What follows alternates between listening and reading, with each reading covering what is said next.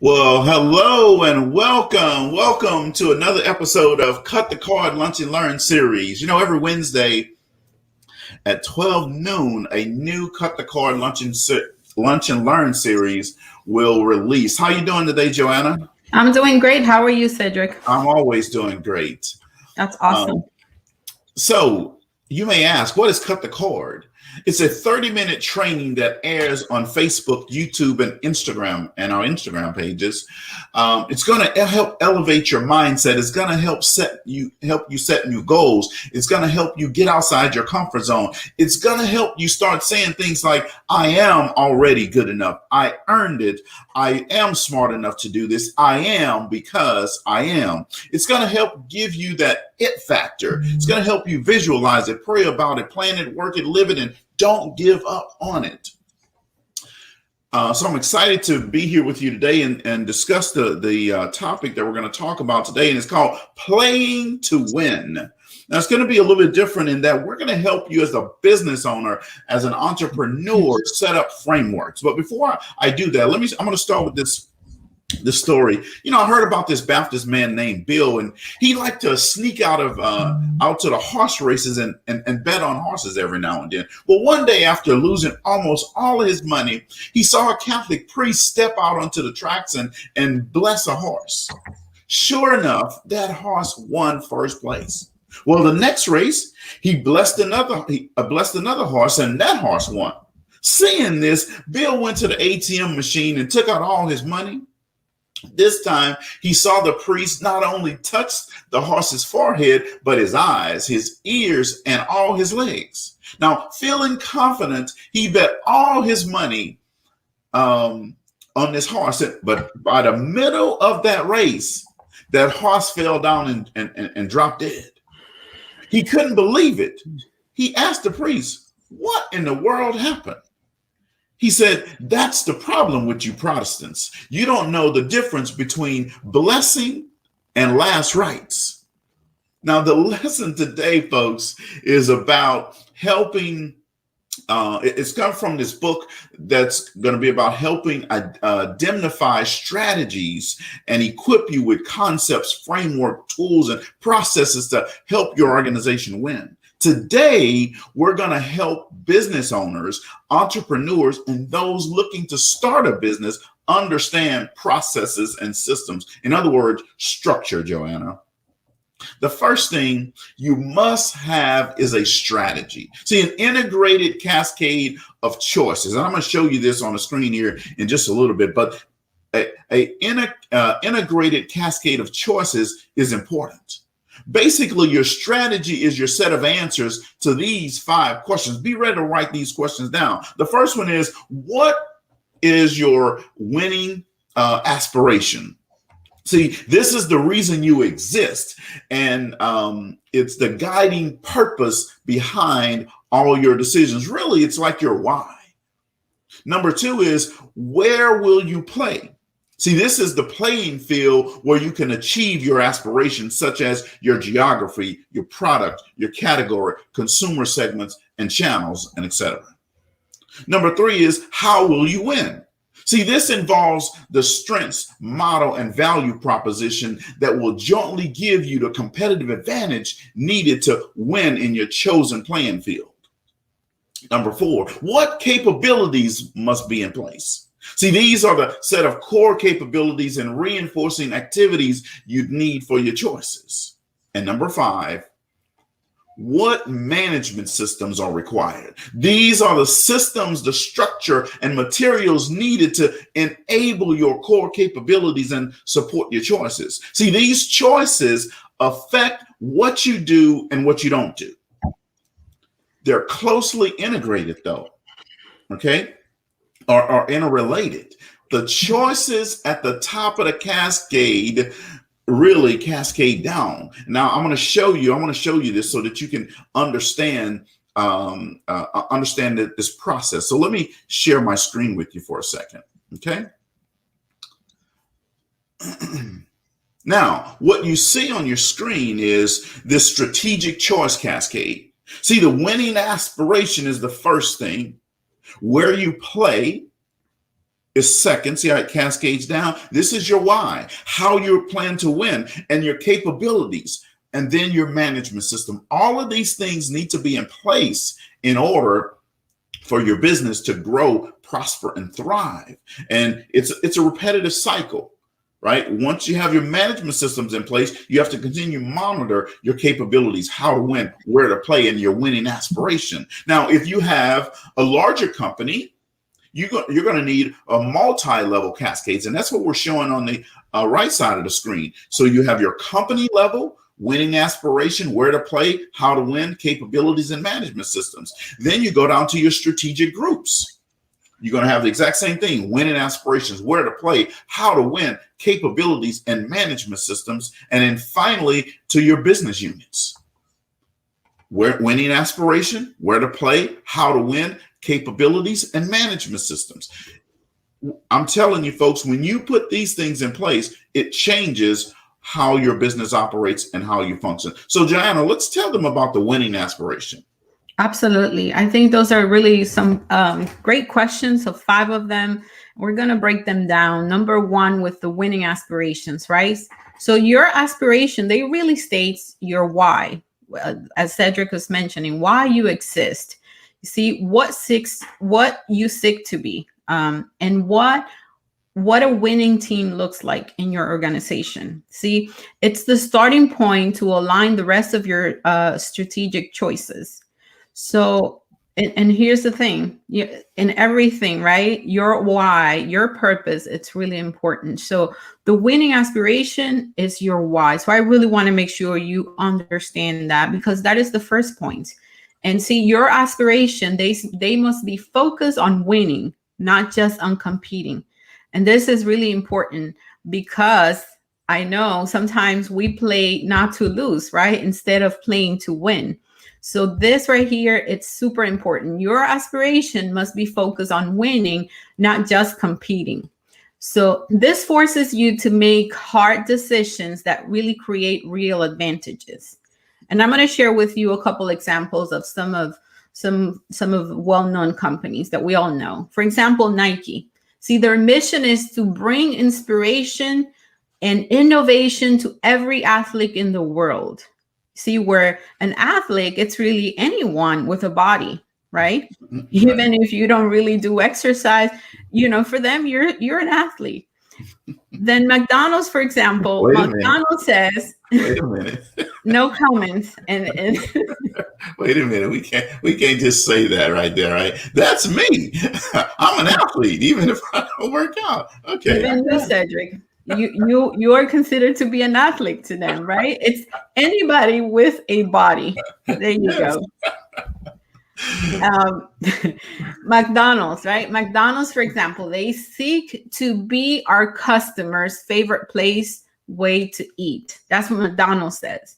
And then P&G, they aim to deliver the most value creating brands that improve consumers' life in every category it competes in. Yeah, for those of you who don't know P&G, that's Procter & Gamble. Yes. It's a big company. Absolutely. Thank you for making that clarification. So strategy, it's disciplined thinking, right? And that requires tough choices, and it's all about winning. I'm going to say that again, because I really want to make sure you get that from this point. Strategy is disciplined thinking that requires tough choices, and it's all about winning. You see, when you merely play to play, you're setting yourself up for fail. And that's, going back to what I mentioned at the beginning. Sometimes we just play not to lose. We don't play to win. And so you see, it brings me back to memory. Back in 1990, Yes, I was already born in 1990, Cedric. Back in 1990, General Motors. You were 3. I was 3 years old, but I know about this. So, so back in 1990, General Motors, right? The automobile company, General Motors, they launched their model Saturn, right? The Saturns. So, but why? Because they were hoping to get a share of younger buyers. You see, they realized that market, they needed to make some more money in that market space. And so they came up with the Saturns. Unlike their key competitors, Toyota, Honda, and Nissan, the Saturn, right? They didn't aim to win. And here's what happened. Eventually, they closed down after 20 billion losses. So you see, when you just do things to do them and you don't make a strategy to win and to really make an impact, then you just lose. When there is no vision, the people perish, right? And that we're going back to leadership here, right? Everything it's about leadership. When you don't have a clear vision, your people perish.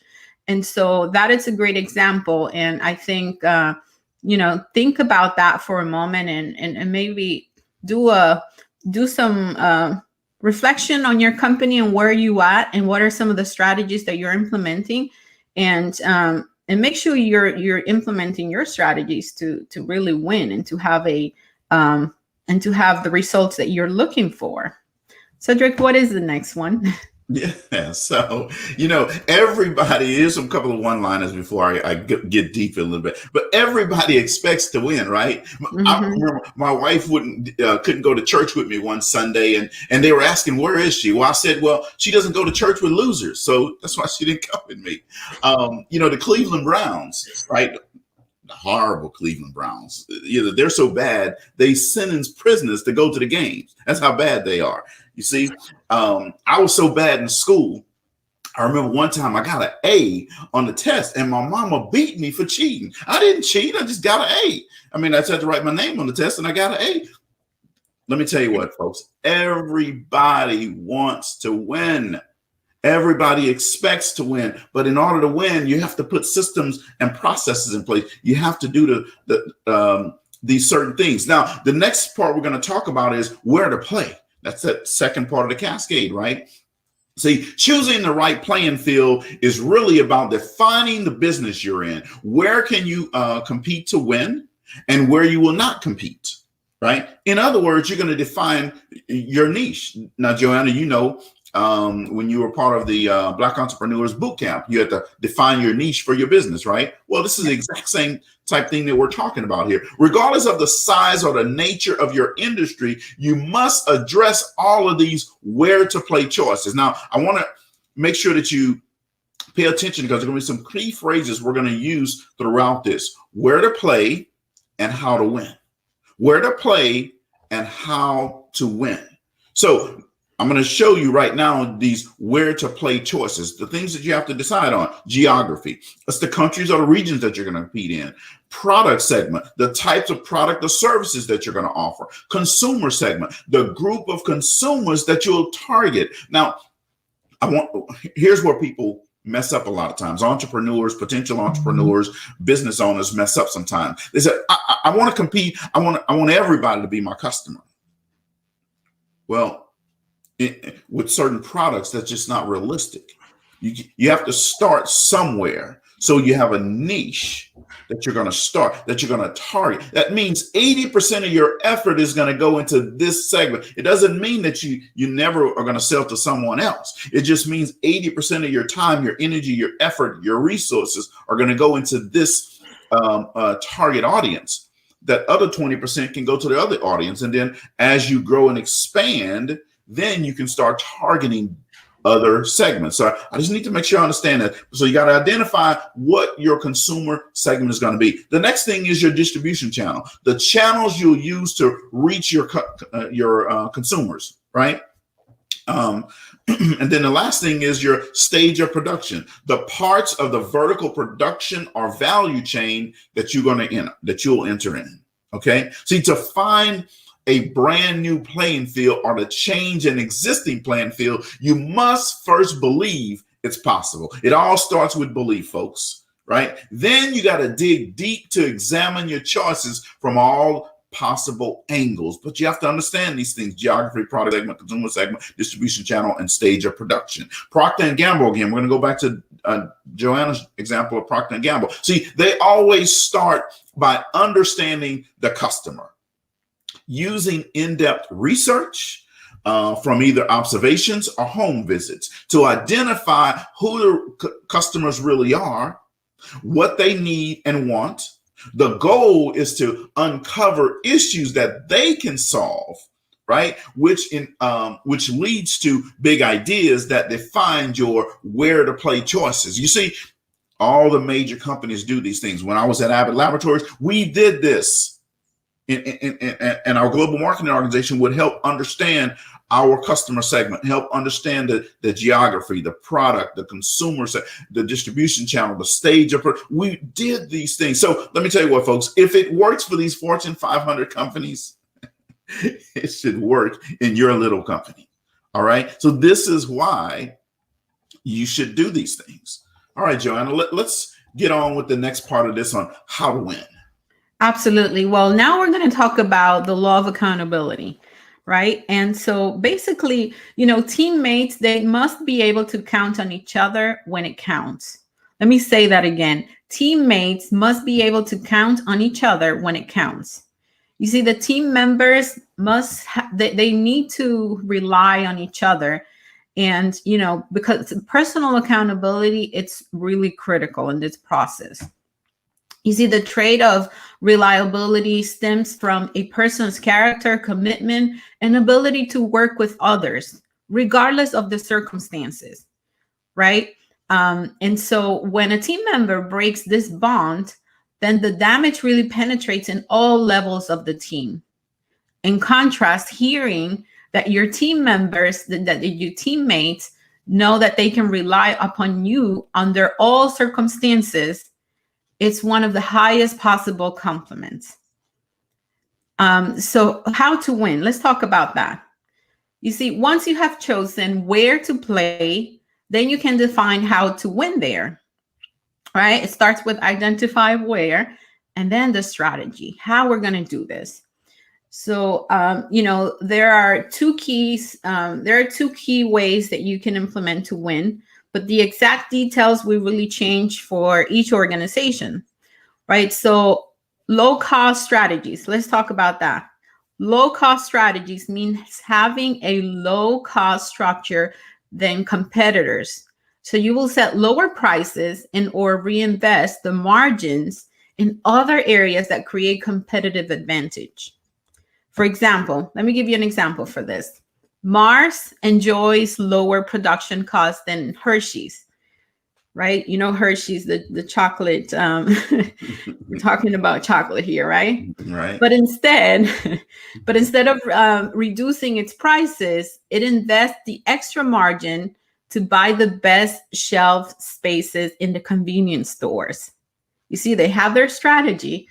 They just don't put the chocolates everywhere. They have a specific shelf in the market, in the convenience stores for the consumers to buy it. And look, let me tell you what, every time I go in the store, Joanna, they have those M&Ms, the peanut covered M&Ms right there where I can see them. I think they call that show Cedric. Yeah, they call out your name. And so you see, in any industry, they can be one true low-cost leader. And so to win with this strategy, you must be the player with a lower cost. It's all about strategies, ladies and gentlemen, all about strategies and how you do things. You see, differentiation means your offerings have similar cost structures as competitors, and but deliver a much higher perceived value to customers. Let me say that again. The differentiation means your offering have similar cost structures as competitors, but deliver a much higher perceived value to customers. You see, each brand offering will have its own consumer value equation and price point. For example, some consumers, they might prefer to quality, they might prefer the quality service of a global hotel chain, while others really prefer the unique experience of a boutique hotel. And so to win with that strategy, you need to be, you must do everything possible to keep the consumers happy. That's like, and, going back to the example of the hotel, there are a lot of people that, yes, it's expensive to stay in a 5-star hotel, right? But people do that because they know they're getting a different level of service.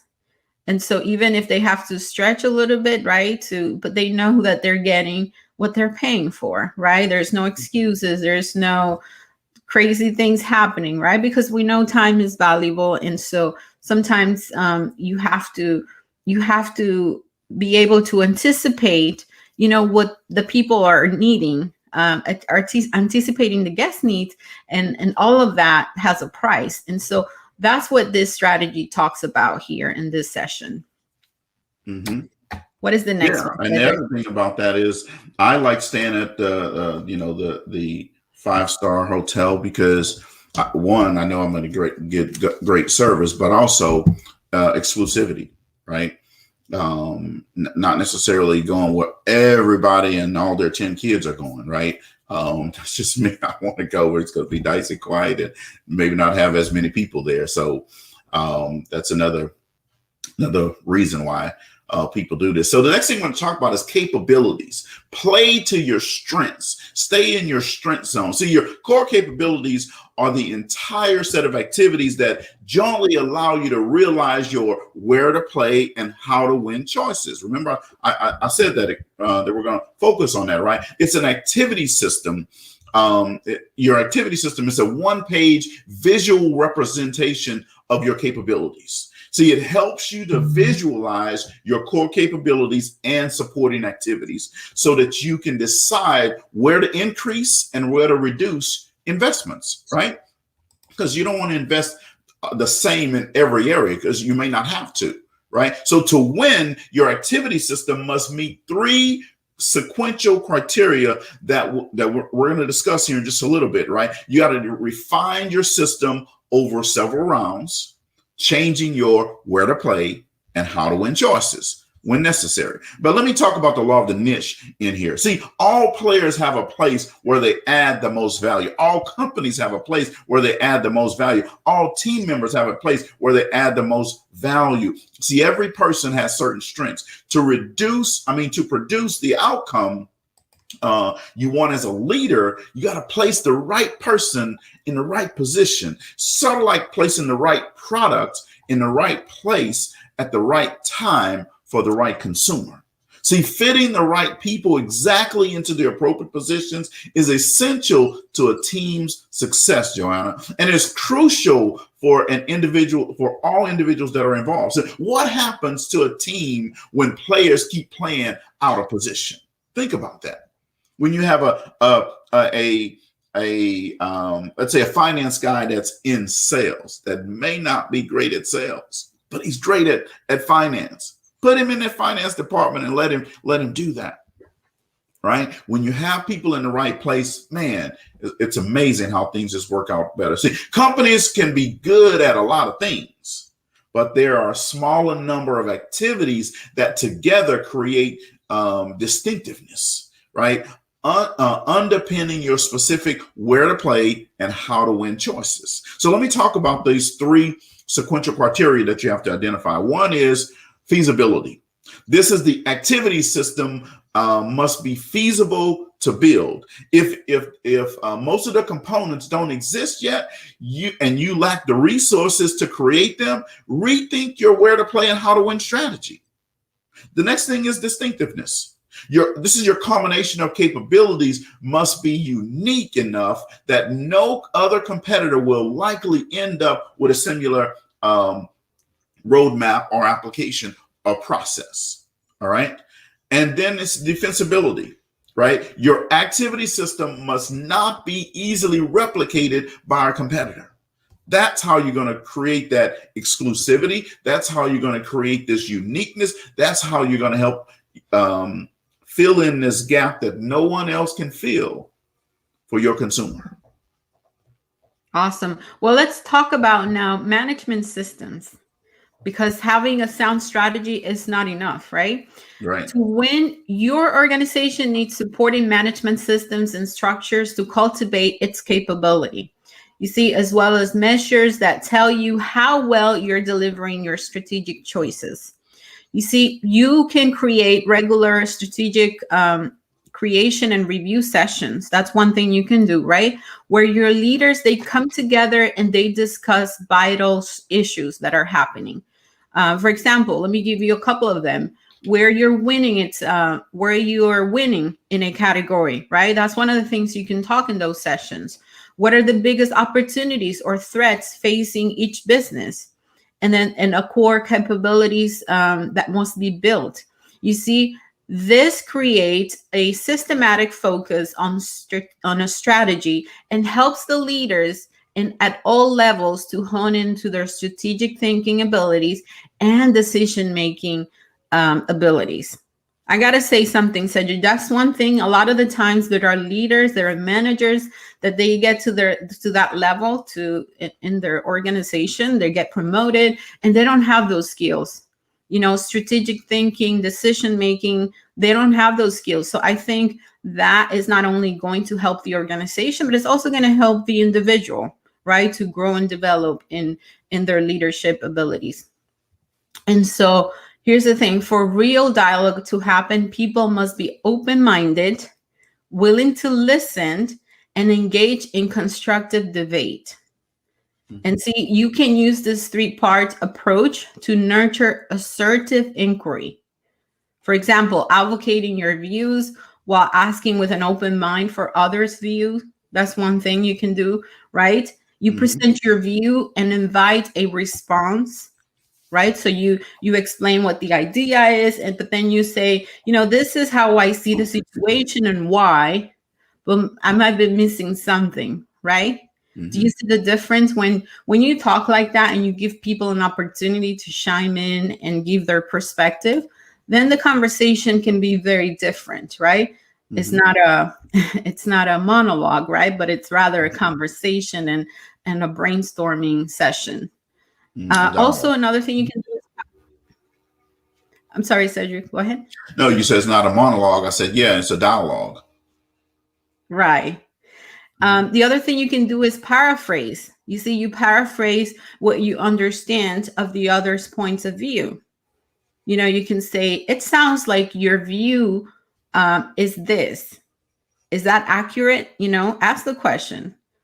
It sounds like you said this. Is that what you're trying to say? And then the other thing is, you know, explain and clarify gaps if there are any. Sometimes we have conversations with people and there are gaps in the conversation. So, you know, you can say, it sounds like you think we shouldn't take up on this project.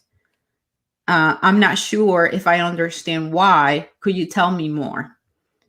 And so, you know, this point here actually brings me back and reminds me of this this video that we watch, and there's a short movie about the road to Abilene, right?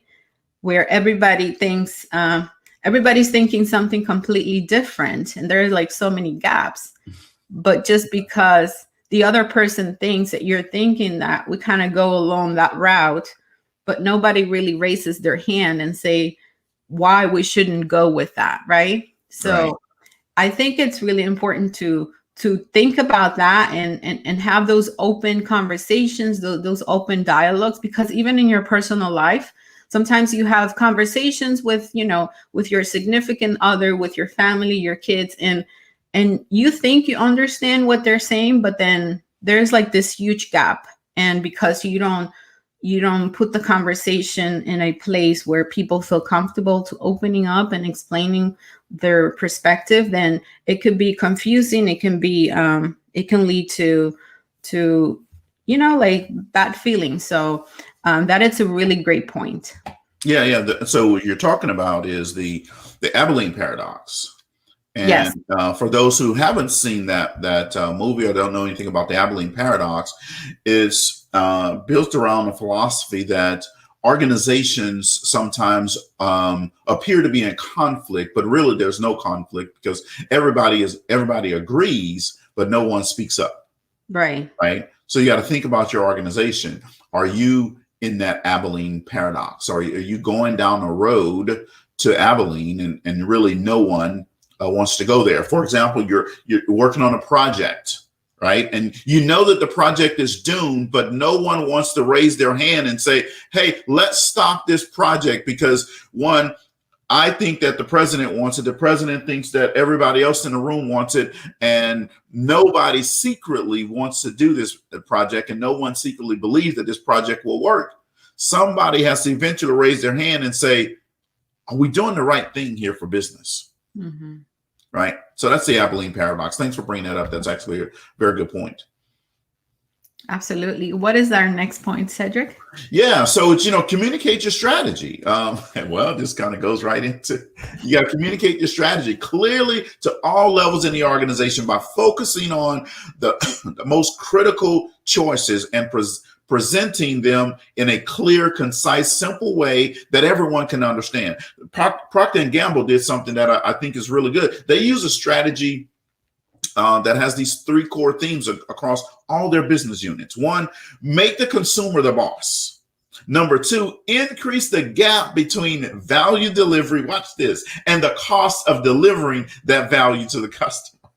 I love that part right there. And then the third one is when the two critical moments when the client first encounters the product in the store and when he or she first uses the product. See, that's, if nothing else today, you need to take these three components and then ask yourself in your business, do we understand that? So let me say them again. One, make the consumer the boss. Two, increase the gap between value delivery and the cost of delivering that value. And then number three, when the two critical moments when the client first encounters the product in the store and when he or she first uses it. Wow, that right there is powerful. Next is we have to measure, and this is what we're going to close it out with, measure your desired outcomes. See, this not only offers feedback to address performance gaps, but it also motivates people to focus on the results, focusing on winning. To be effective, your measures must specifically address the expected outcomes, cut across various parameters, meaning finance and consumers, sales, the marketing, and be written down. You see, again, systems and processes. If it's not written down, people are just going to do all kind of things. And one day you're going to be focused on one thing, and the next day you're going to come back and you'll be focused on something totally different.